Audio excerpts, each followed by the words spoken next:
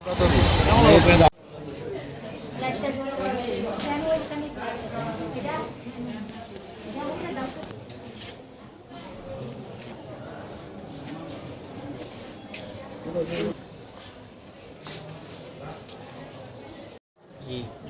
রেললাইনটা cross কইরা যখন Kadir doctor সামনাসামনি আসি ফার্মেসির আমি এবং বিশাল ভাই, তখন ওরা দুজন প্রথমে আসে, সয়িব এবং তার বন্ধু আয়সা।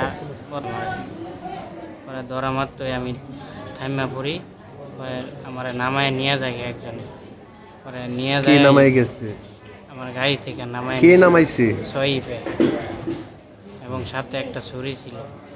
নামায় নিয়ে যায়, পরে চিপার ভিতরে ঢুকায়, ওই গলিটার ভিতরে তাদের একটা দোকান আছে, ওই দোকানে নিয়ে আমার যেমনে খুশি এমনি মারে। আমার সাথে কি ছিল? আমার সাথে মোটর সাইকেল ছিল এবং বিশাল ভাইও ছিল সাথে। বিশাল ভাইয়ের খবর জানি না, কিন্তু আমারে নিয়ে ইচ্ছা মতো মারধর করে। ওরা অনেকজন ছিল, যাই দেখি অনেকজন। ওর আব্বু আম্মু, ওর আম্মু আমার বুকের ভিতরে বাড়া দেয়। কেন মারছে? হ্যাঁ, কেন মারছে? ওই যে নির্বাচনের দিন ইস্যু করে, নির্বাচনের ঘটনা ইস্যু করে আমি নাকি ওদেরকে হামলা করছি অনেকজন। এবং কি আমার ধরিয়া বললে তোর নেতারে ফোন দি, নেতারে তো 20 লাখ টাকা নিয়ে যেতে, তাহলে তোরে ছেড়ে দিব। আমার বাড়ি তারাগাঁই, গুনটি তারাগাঁই। বাবার নাম কি? আমার নাম মোহাম্মদ সিরাজুল ইসলাম। আপনার নাম? আমার নাম মোহাম্মদ প্রলয় মিয়া। আপনার ছেলের কি হয়েছে? আমার ছেলের মেহেদি আর মেহেদির ভাই আর জাহাঙ্গীর নেতা আর তার বউ ঘরের ভিতরে নিয়ে পরে মারছে।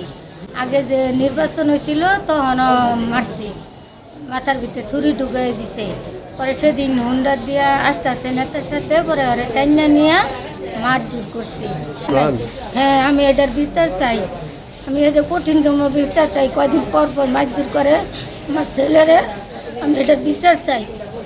ওই 12 জানুয়ারির নির্বাচনের সময় তখন ওই সন্ধ্যার এতজন পুলিং অফিসার সন্ধ্যার আগে আগে বলছিল যে ধানের শীত এত বড়ে কম আছে আর দাঁড়িপাল্লা এত বড়ে 5। তারপরে ওই মেহেদি হাসান, শুভ আর সাইদ, জাহাঙ্গীর নেতার 2 ছেলে তার বন্ধু বান্ধব নিয়ে দৌড় পরে আছে, লাঠি সোটা নিয়ে ওই আমার ছেলের দৌড়াইছে, আর অনেক কিনে দৌড়াইছে। পরে ওই গিয়ে তারা কুপ দিয়েছে মাথা। মেহেদি হাসান শুভ, জাহাঙ্গীর নেতার ছেলে আর শুরু সাইদ। হ্যাঁ, ওইখানে জাহাঙ্গীর নেতা বাসি, তার স্ত্রীও ছিল, সেও মারছে, আবার তার স্ত্রীও মারছে।